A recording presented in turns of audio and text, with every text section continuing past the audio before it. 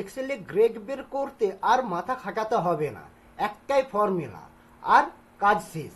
আমার কাছে student name আছে, সাবজেক্ট বিশেষে নাম্বার রয়েছে, মোট নাম্বার রয়েছে, মোট নাম্বার বিশেষে পার্সেন্টেজ রয়েছে। আমরা এই পার্সেন্টেজ বিশেষে গ্রেড বার করব। ক্রাইটেরিয়া কি না, 80 থেকে 80-র উপরে পেলে এ, 60 থেকে 80-র নিচে যারা পাবে তারা বি, আর 34 থেকে 60-এর নিচে যারা পাবে সি, আর নইলে ফেল করে যাবে।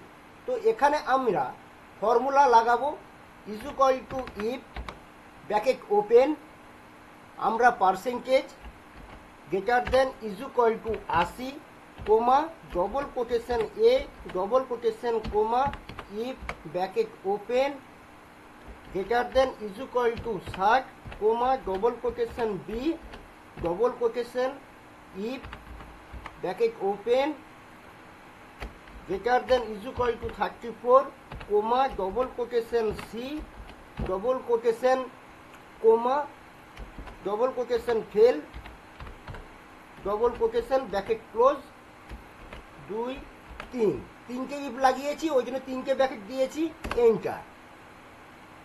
ড্রাগ করে নেব বাকি স্টুডেন্টদের গ্রেড বার করতে।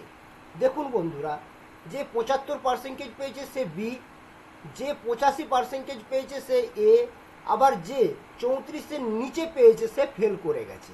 আশা করি বন্ধুরা বুঝতে পেরেছেন। যদি ভিডিওটা ভালো লেগে থাকে লাইক, শেয়ার, কমেন্ট আর সাবস্ক্রাইব করুন।